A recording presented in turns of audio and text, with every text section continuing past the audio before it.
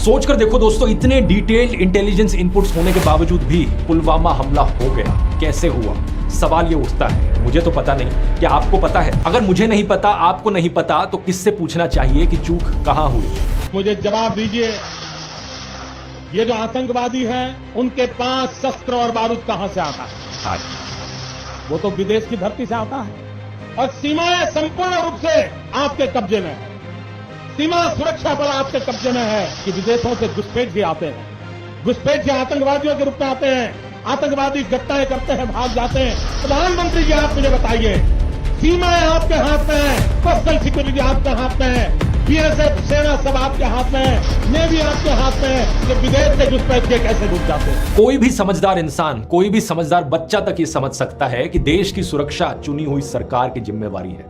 तो सवाल उसी से पूछा जाना चाहिए। दिसंबर 2016 में प्रधानमंत्री मोदी ने एक रैली में कहा था कि नोटबंदी ने आतंकवाद की कमर तोड़ दी है।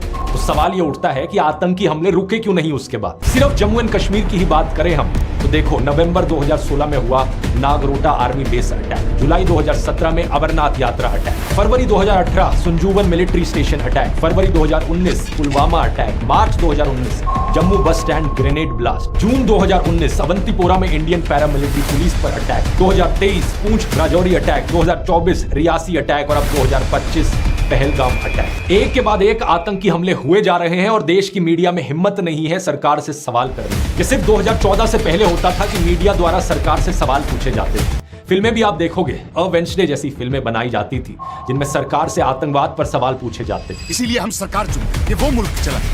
सरकार, पुलिस फोर्स, इंटेलिजेंस सक्षम है इस तरह के पेस्ट कंट्रोल के लिए, लेकिन आप लोग कर नहीं रहे। मैं चाहता हूं कि अगर मेरा बच्चा घर से बाहर निकले तो बेखौफ घूमे, कहीं भी, कभी भी, ट्रेन में, बस में, कहीं भी। उस जमाने में जनता मिलकर प्रोटेस्ट करती थी और नेता अपनी गलती मानते हुए इस्तीफा भी दे देते थे। जैसे कि मुंबई के 26/11 अटैक के बाद होम मिनिस्टर शिवराज पाटिल ने पब्लिक डिमांड के चलते हुए इस्तीफा दिया था और महाराष्ट्र के मुख्यमंत्री विलासराव देशमुख ने भी इस्तीफा दिया था। मैं ये नहीं कह रहा कि इस्तीफा देकर उन्होंने कोई महान काम कर दिया। बात यह है कि किसी भी फंक्शनिंग डेमोक्रेसी में ये एक बेसिक बात है और अब उस बेसिक कॉमन सेंस को हमारा देश खो चुका है।